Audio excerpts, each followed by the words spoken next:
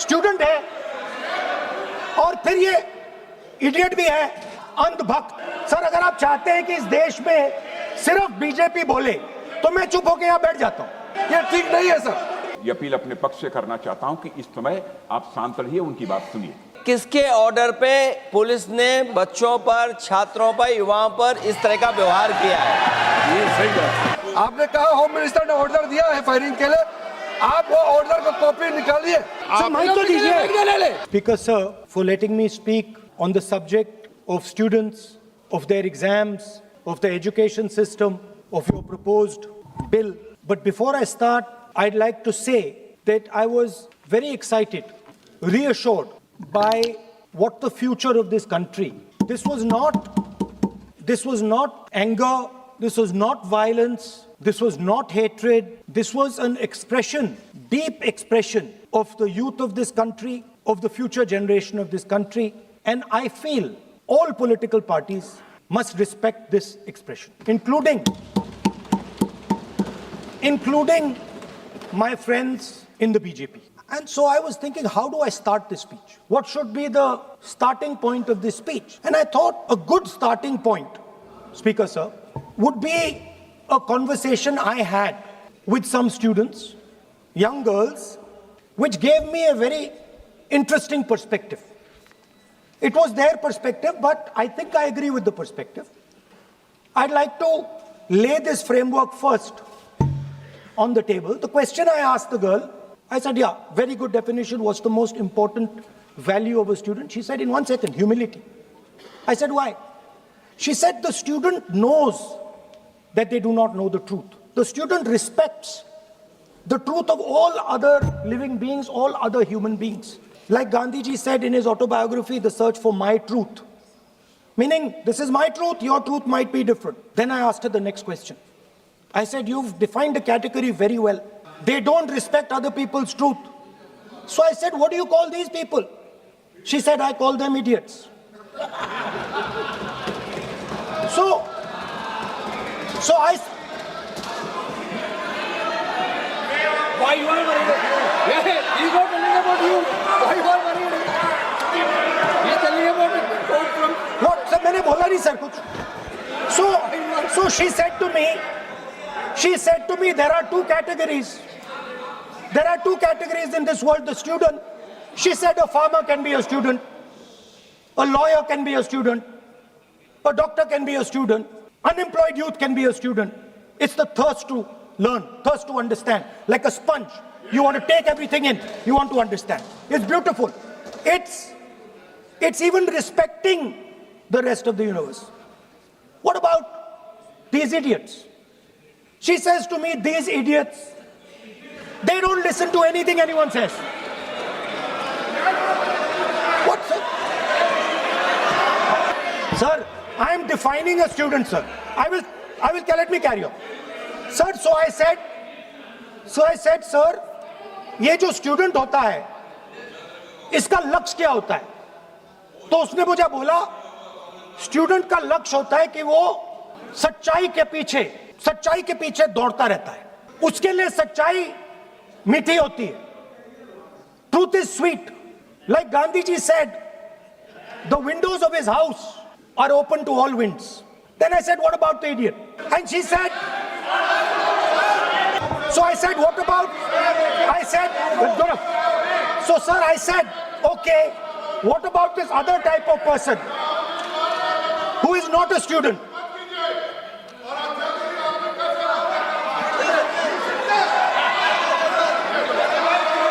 The truth on his or her chest, proudly, it's written here. And I said, what about the other type? She says the other type requires an image. It requires an image, and as that image is not true, because the idiot is trying to pretend that he is God. I'm not talking about that. As it is not true, and the idiot is trying to pretend he's God, he has to create this massive image. Then I asked a question, sir. मैं सोचा कि यार ये, sorry sir, मैं सोचा कि ये student है और फिर ये इडियट भी है। तो मैंने उससे पूछा, एक बात बताओ, ये तीसरी कैटेगरी कहां जाती है? ये तीसरी कैटेगरी कहां जाती है? उसने कहा कौन सी तीसरी कैटेगरी? मैंने कहा अंधभक्त। इसको कहां डाला जाए? She says to me, अंधभक्त is a person who is absolutely convinced that another idiot is God. So these are the three categories कि हमारे जो स्टूडेंट्स हैं वो एग्जाम्स के बारे में बात कर रहे हैं, वो एजुकेशन सिस्टम के बारे में बात कर रहे हैं, वो शिक्षा की कॉस्ट के बारे में बात कर रहे हैं। और ये सच है, education system is very expensive, more money is spent on one exam then is spent by the government on our education budget. 8-10 घंटे स्टूडेंट्स पढ़ते हैं, सालों के लिए पढ़ते हैं। Sir please Sir, they're not right. we will not allow anybody to go. This is the point. जी unparliamentary word use नहीं करते तो यहाँ से भी टोकने का कोई आवश्यकता ही नहीं है। Let the house order. अभी जो शब्द मैं ये मानता हूँ कि राहुल गांधी बहुत तरीके से ऐसा शब्द यूज कर रहे हैं, वो एक स्टूडेंट के नाम से ऐसा शब्द का इस्तेमाल कर रहे हैं। वो इस्तेमाल तो वही कर रहे हैं ना, राहुल गांधी जी ही कर रहे हैं। वो नाम ले रहा है स्टूडेंट का, स्टूडेंट का नाम नहीं बोल रहे हैं, लेकिन स्टूडेंट का नाम से इन्होंने जो शब्द यूज किया है वो अनपार्लियामेंट्री वर्ड है, और जो अनपार्लियामेंट्री वर्ड है उसका इस्तेमाल नहीं कर सकते हैं और उसको हटा देना चाहिए। और बार बार एक ही शब्द को एक छात्र का नाम से बार बार इस्तेमाल कर रहे हैं सर, वो नहीं होना चाहिए, वो गलत इस्तेमाल किया। आपके लिए नहीं इस्तेमाल किया। I didn't use it for you. शब्द रूल बुक है ना सर, ये रूल बुक में अनपार्लियामेंट्री एक्सप्रेशंस का किताब है, और आपने जो शब्द इस्तेमाल किया वो अनपार्लियामेंट्री वर्ड है। मैं नहीं कह रहा हूँ, रूल बुक, इसलिए आपने बार बार, एक बार नहीं बार बार वो शब्द का इस्तेमाल किया है, इसलिए हमारे लोग आपत्ति जताते हैं। गलती तो राहुल गांधी जी का है, क्यों अनपार्लियामेंट्री वर्ड का इस्तेमाल किया है। अगर चाहते हैं तो मैं दूसरा शब्द, उसका प्रॉक्सी शब्द। नो, आप फिर मैं आपसे निवेदन कर रहा हूं, विधेयक पर आप बोले। सर आपसे ये मेरी अपेक्षा है। सर बट आप हाउस को ऑर्डर में रखिए सर। आप विधेयक पे बोले, मैं हाउस Please, ऑर्डर sir. कर रखूंगा क्या?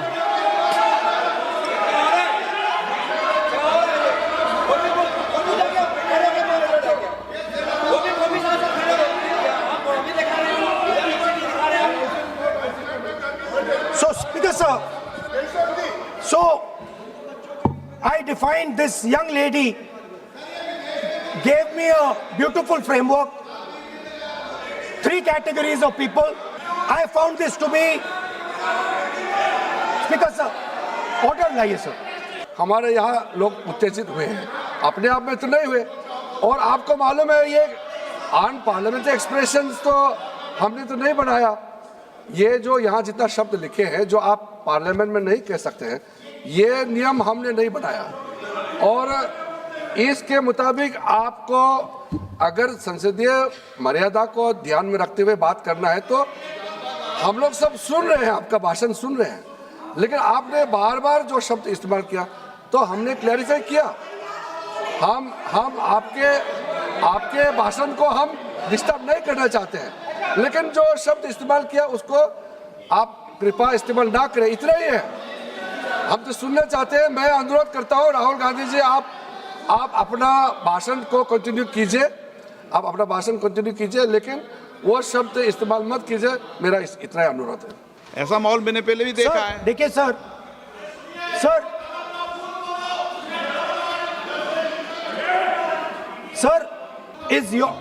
is your esteemed responsibility. Sir, the moment I open my mouth, the entire opposition starts to shout. हमारा अच्छा एक डिबेट जो चल रहा है, आप लीडर ऑफ अपोजिशन है और आप ऐसे परिस्थिति खड़ा मत कीजिए। स्पीकर साहब ने भी जिक्र किया, जब प्रधानमंत्री जी को हमारा जो शुरू में राष्ट्रपति का अभिभाषण को बोलने का आप लोगों ने बिल्कुल रोक करके यहाँ तक आए, और आप लोगों ने कई बार प्रधानमंत्री जी को बोलने नहीं दिया। ऐसा परिस्थिति भी निर्माण कराया आप लोगों ने। और आज तो आपने आज संसदीय भाषा का इस्तेमाल किया, एक पार्लियामेंट्री जो सिस्टम है उसको लेकर के एक नियम हमने पढ़ के सुनाया। ये किताब का भी जिक्र किया कि अन पार्लियामेंट्री एक्सप्रेशन, ये मैंने जिक्र किया। और बाकी हमारा साथियों ने भी कहा है कि आप भाषण कीजिए, लेकिन जो शब्द इस्तेमाल किया है उसमें आपत्ति, इतना ही तो है। फिर आप उसको इतना आप बहुत ही इमोशनल चेहरा दिखा करके ये तो ठीक नहीं है, हाउस को आप गुमराह नहीं कर सकते हैं। I have not used that word against anybody. I have just stated that this category exists. Sir, again they are going. Speaker sir, अगर आप लोग सर अगर आप चाहते हैं कि इस देश में सिर्फ बीजेपी बोले तो मैं चुप होकर यहाँ बैठ जाता हूँ, मैं बैठ जाता हूँ, कोई प्रॉब्लम नहीं। मैं बहुत ही विनम्रतापूर्वक अनुरोध करना चाहता हूं कि जिस असंसदीय शब्द का प्रयोग हमारे नेता प्रतिपक्ष ने किया है उसे कार्रवाई से निकाल दिया जाए। अपना व्यवस्था से निकल जाता है। ओके, वो निकाल दिया जाए। और मैं आप सभी से ये अपील अपने पक्ष से करना चाहता हूं कि इस समय आप शांत रहिए, उनकी बात सुनिए। एंड जो मिडिल क्लास का गरीब स्टूडेंट है, ईमानदार है, वो बाईपास हो जाता है। तो they are upset because of these things and our system is terrible, it's cruel. Lakhs and lakhs of rupees are taken from the poorest people. Everything has been privatized. Paper leaks. In one exam something happens, in another exam something else happens. Some people are allowed re-exam, some people are not allowed re-exam. Rampant privatization means private companies are checking exams, wrong papers are going. It's a brutal, terrible system. It's an extortion system. I said it in my meetings. Has been captured by the RSS. Rajnath Singh ji said, sir, please, we are not the UPA. Our ministers never resign. He's right. What has happened here, the resignation of Mr. Dharmendra Pradhan, that's a superficial thing. Because Dharmendra Pradhan never ran the education ministry. Never. The man and the organization that runs the education ministry is called the RSS. And the man who runs it is an OSD sitting in the minister's office. Dharmendra Pradhan is a symbol. Your real enemy is the RSS. Keep it in mind. They are the people who are not letting you be students. They are the people who want you to be andhbhakts. And this is a reaction from the soul of India that is saying, under no circumstances are we going to become your andhbhakts. Under no circumstances are you going to define our future. Under no circumstances are we going to listen. And this is a beautiful expression. The amazing thing to me, the amazing, fascinating thing to me is that the parents of these children did not have the courage to face the BJP. The parents of these children did not have the courage to face the RSS.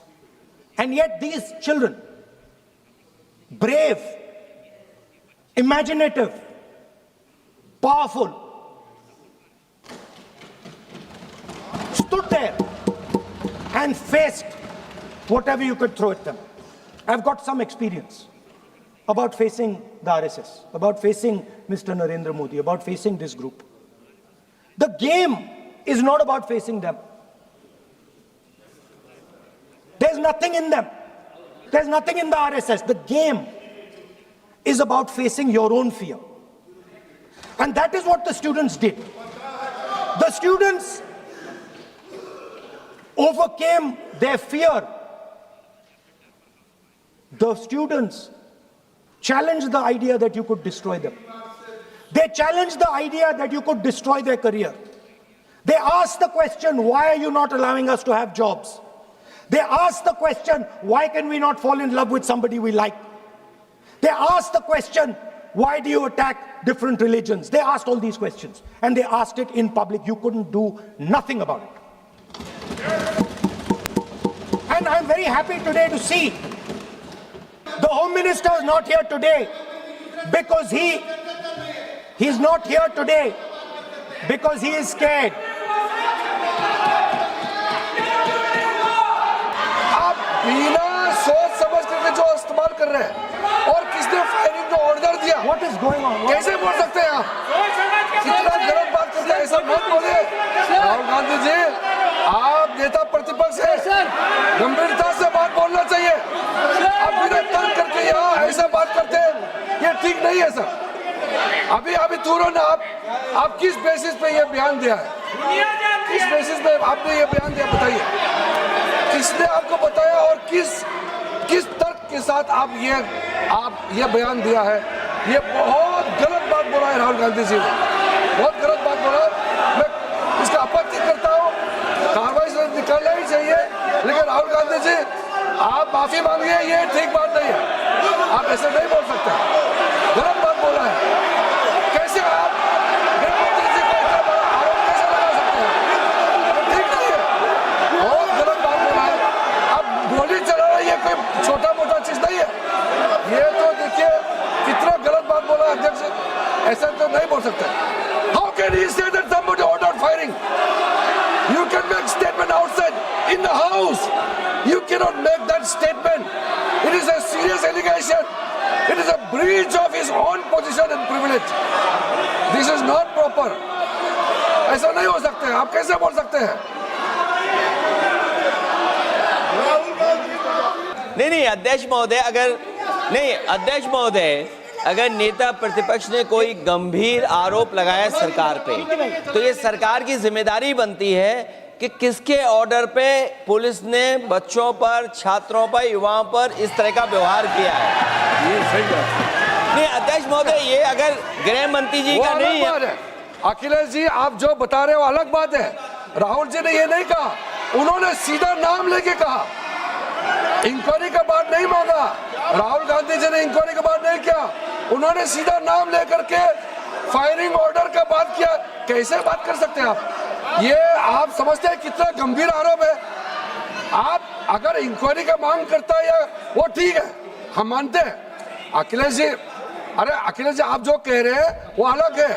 Rahul Gandhi ji ने जो बात कहा बिल्कुल अलग बोला है, एक ही नहीं।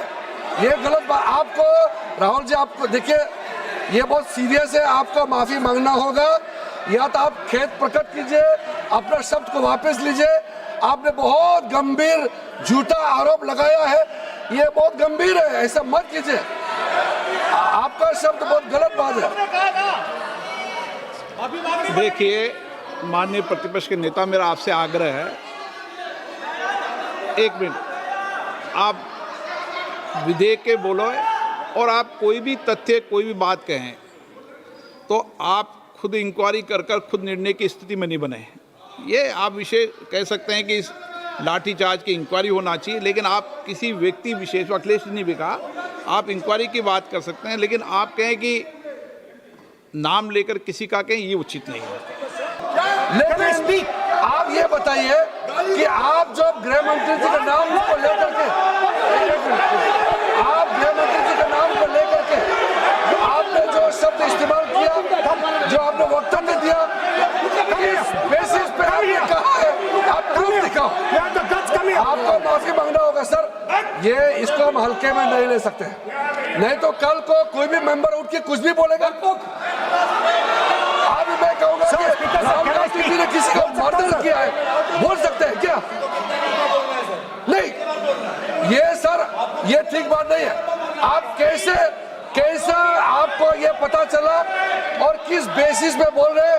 आप पहले उसका ब्यौरा देना चाहिए, आप माफी मांगना चाहिए। ऐसा नहीं चलेगा, ऐसा नहीं चल सकता है।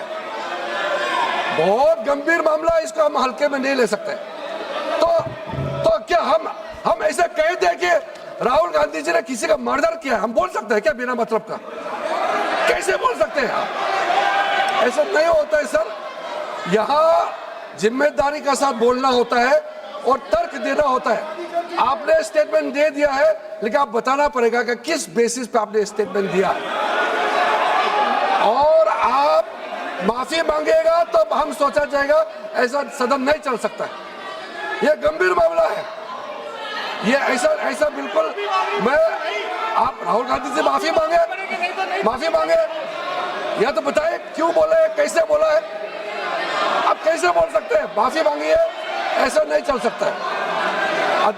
अध्यक्ष चल सकता है सदन, ऐसा नहीं चल सकता, ये नहीं होगा। हम इस सदन को इस तरीके के बिना मतलब बिना तर्क का देश के जिम्मेदार एक व्यक्ति के ऊपर में ऐसा आरोप हम कतई लगाने पे हम मंजूर नहीं दे सकते हैं। नहीं होगा, आपको माफी मांगना होगा, नहीं तो ऐसा बहस नहीं हो सकता है। ये ठीक नहीं है सर। वो माफी मांगेगा या तो बताओ क्यों, कैसे उसको पता चला है और किस बेसिस पे बोला है, ऐसा नहीं होगा। बोलो साहब। नहीं बोलिए आप, स्पीकर लेकिन सर, द यूज, मैं बोल सकता हूं सर प्लीज? मेरा मानना ये है कि आपने जो तथ्य किए हैं उन तथ्यों में जब तक कोई पुख्ता सबूत नहीं हो, आपके पास कोई इंक्वायरी कमीशन किसी रिपोर्ट नहीं हो, ऐसे शब्द कार्रवाई में नहीं जाना चाहिए। बोलने तो दीजिए सर, आप बोलिए ना, लेकिन बोलने दीजिए सर। कौन मना कौन कर रहा बोल, लेकिन बोलने के अंदर आप कोई तथ्य बोले तो सदन में बोल रहे हैं आप, सदन के बाहर और सदन के अंदर। मैं बोल सकता हूं सर? हाँ बोल सकते हैं आप, तो सदन के बैठाइए सर इनको। बोल सकते हैं, अदरवाइज नहीं होगा। Speaker sir,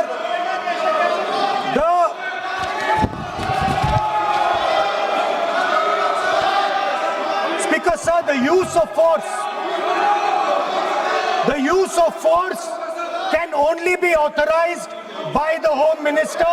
No. It cannot be authorized either by the Home Minister or the Prime Minister. आपने कहा होम मिनिस्टर ने ऑर्डर दिया है फायरिंग के लिए, आप वो ऑर्डर को कॉपी निकालिए, आप बताइए किसने आपको बताया, कौन सा ऑर्डर नंबर किस व्यक्ति को कहा है, कौन सा अधिकारी, आप कॉपी निकाल करके सदन में रखिए। ऐसा नहीं हो सकता है, चर्चा ऐसा नहीं हो सकता है, कुछ भी मन में चाहेगा बोल करके आप भाग जाएंगे हेडलाइन बतौरने के लिए। ऐसा नहीं हो सकता, ये भारत का संसद है, यहाँ जिम्मेदारी के साथ बोलना चाहिए। ऐसा हम बिल्कुल मान्यता नहीं दे सकते हैं। आप नहीं बोलना चाहते तो मत बोलिए, लेकिन गलत बात नहीं बोल सकते। ऐसा नहीं हो सकता, हम परमिशन नहीं दे सकते। सर माइक तो दीजिए, माइक तो दीजिए। माइक दीजिए, लेकिन बोलेंगे आप। माइक नहीं है, माइक नहीं है सर। माइक तो चालू है,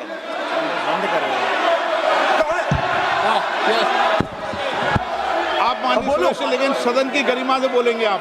मैं बोल सकता हूं सर? आप बोल सकते हैं, लेकिन सदन के नियम प्रक्रियाओं से बोल सकते हैं। उनको आप बैठाइए सर। नो